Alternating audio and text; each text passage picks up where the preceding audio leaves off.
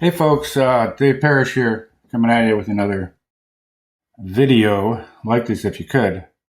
Today's topic is going to be a little different. Here's what it is. Working abroad and what it actually cost me. Most of you folks who watch this channel know that often I'm doing these videos from some other country. Quick story, during the pandemic, everyone felt sort of trapped.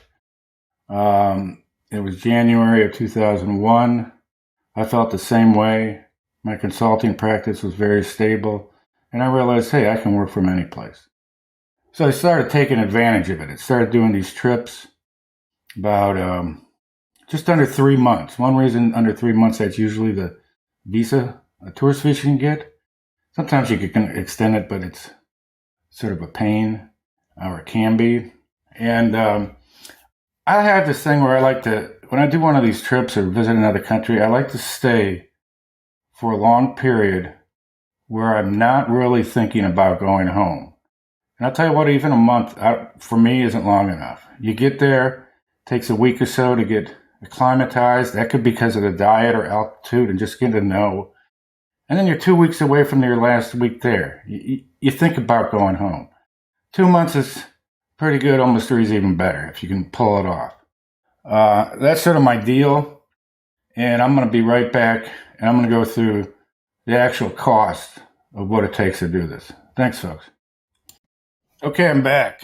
Point two, all these trips are similar. They're 11 weeks. My daily routine, I have a structure. Usually I'm doing 2 hours of Spanish at a school in the morning. Then I get an office space, a co-working space, and I work the rest of the day. Have lunch someplace, do whatever.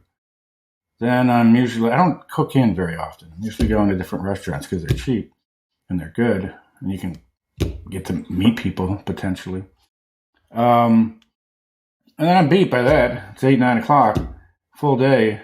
And then every weekend I'm doing tours of whatever they have to offer. It's either on my own or an actual tour, historical stuff, markets, hiking a volcano, whatever. But I'm going to take you through the deal here. Let me set this up. First of all, where I've been, this is in order, since January 2001. Cuenca, Ecuador. I'm not going to get into details on any of this. Mexico City. Medellin, Colombia. Antigua, Guatemala. Merida, Mexico. Really cool city. Lima, Peru. And I just got back from Bogota in December. And in about a little more than 2 weeks, I'm going to Nicaragua.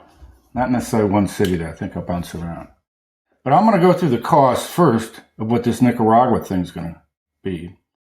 Nicaragua, by the way, is pretty darn cheap.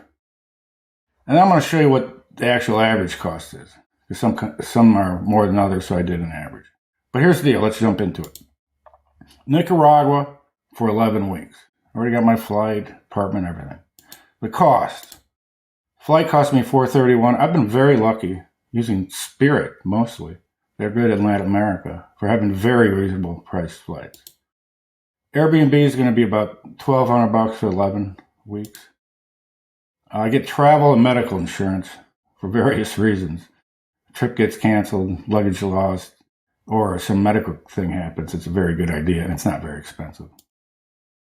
Co-working space and office. I can't stay in my Airbnb all the time. You can work from coffee shops. I do that a lot too. Just break up the day. But when you need to have meetings, you need a private booth. Can't be loud. Blah blah. Tours cost whatever. They're not very expensive. House watching.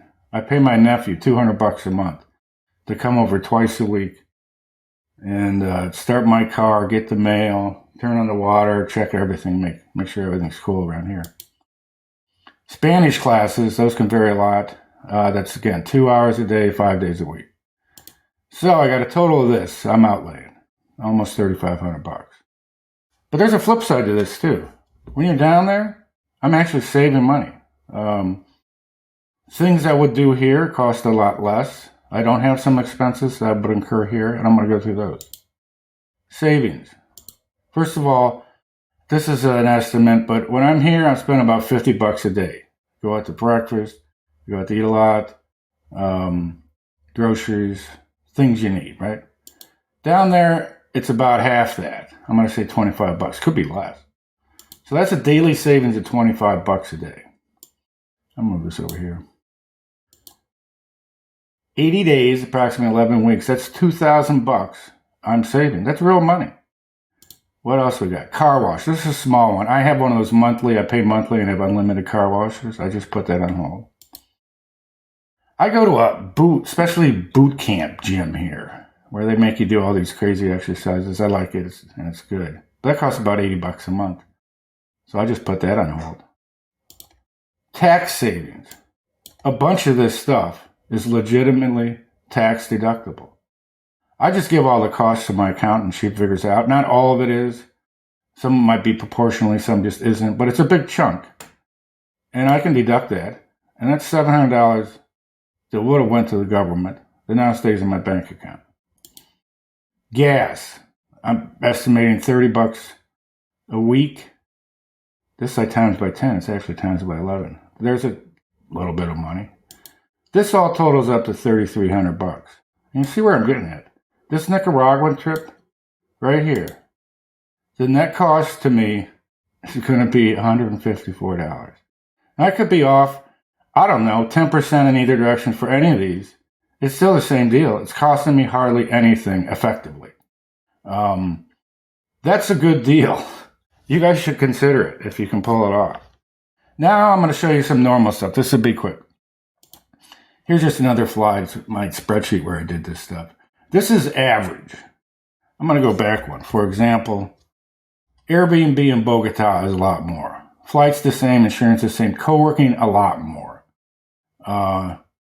Tours would be a little bit more, house watching the same. Spanish is about double. Now, Bogota's probably been the most expensive country I've been to.